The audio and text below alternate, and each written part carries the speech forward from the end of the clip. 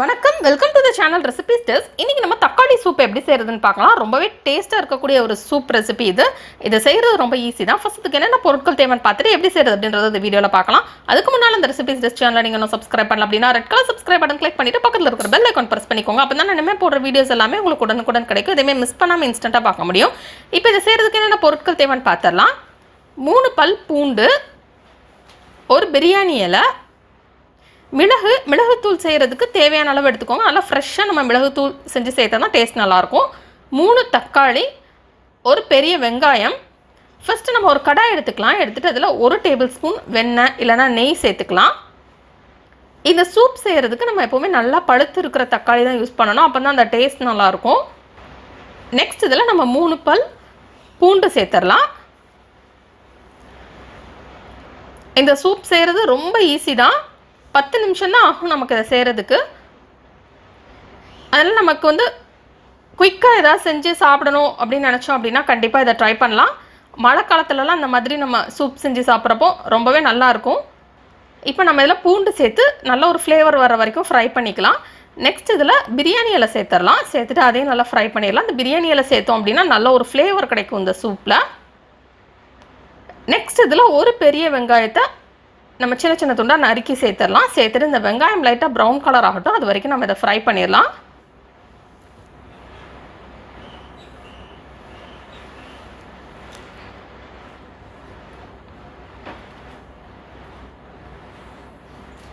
இப்போ வெங்காயம் லைட்டாக ப்ரௌன் கலராக சேஞ்ச் ஆகிடுச்சு.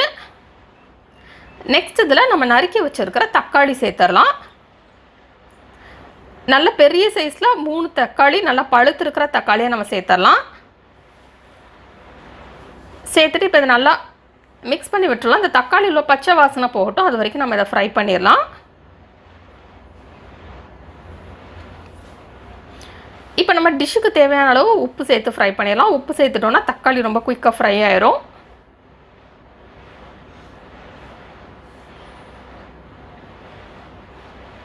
இப்போ உப்பு சேர்த்தாச்சு. இப்போ இதை மிக்ஸ் பண்ணி விட்டுலாம்.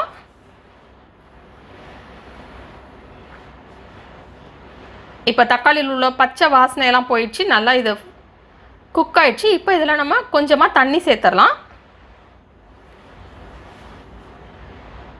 1/2 கப்புக்கு நம்ம தண்ணி சேர்த்து இதை கொதிக்க விட்டுலாம்.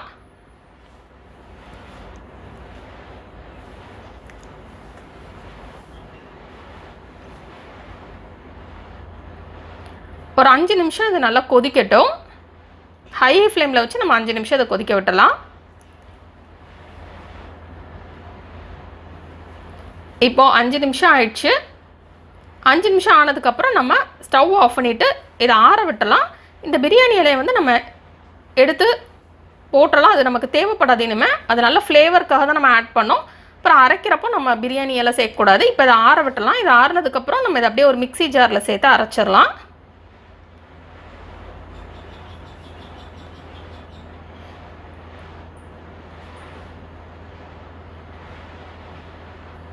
இப்போ இதை அரைச்சாச்சு.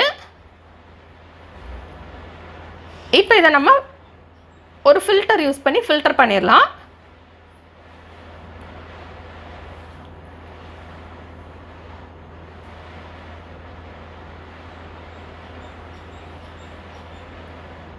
இப்போ இது ஃபில்டர் ஆகட்டும்.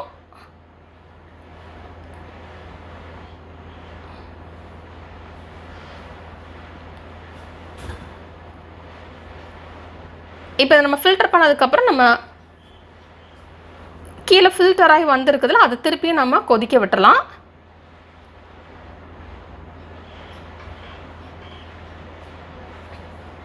கீழே நமக்கு ஃபில்டர் ஆகி வந்ததை மட்டும்தான் நம்ம இப்போ கொதிக்க விட போகிறோம். மீது இருக்கிறது நமக்கு தேவைப்படாது. அதை நம்ம கீழே போட்டலாம். இப்போ இது நல்லா கொதிக்கட்டும். நல்லா ஒரு சூப் கன்சிஸ்டன்சி வர்ற வரைக்கும் நம்ம இதை கொதிக்க விட்டுலாம்.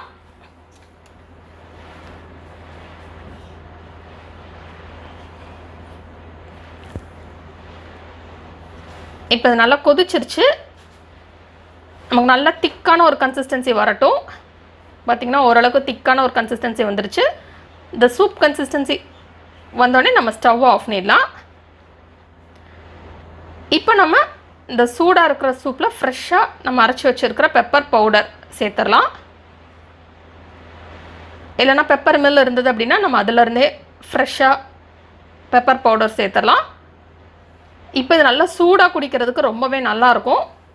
இப்போ நமக்கு சுவையான தக்காளி சூப் ரெடி. இந்த ரெசிபி நீங்கள் வீட்டில் ட்ரை பண்ணி பாருங்கள். இந்த ரெசிபி உங்களுக்கு பிடிச்சிருந்தா லைக் பட்டன் கிளிக் பண்ணுங்கள். உங்கள் ஃப்ரெண்ட்ஸோட இந்த ரெசிபியை ஷேர் பண்ணுங்கள். மறக்காம இந்த சேனலுக்கு சப்ஸ்கிரைப் பண்ணிவிட்டு பக்கத்தில் இருக்கிற பெல் ஐக்கன் ப்ரெஸ் பண்ணிக்கோங்க. அப்போ தான் நான் இனிமேல் போடுற வீடியோஸ் எல்லாமே உங்களுக்கு உடனுக்குடன் கிடைக்கும். எதுவுமே மிஸ் பண்ணாமல் இன்ஸ்டண்ட்டாக பார்க்க முடியும். இந்த ரெசிபியை பார்த்ததுக்கு ரொம்ப நன்றி. தொடர்ந்து இந்த சேனலோட இணைந்தங்கள் புதிய புதிய ரெசிபிகளுக்காக இந்த தக்காளி சூப் ரெசிபியை ட்ரை பண்ணிவிட்டு எப்படி வந்திருக்கு அப்படின்றத கீழே உள்ள கமெண்ட்ஸ் பாக்ஸில் மறக்காமல் எனக்கு சொல்லுங்கள்.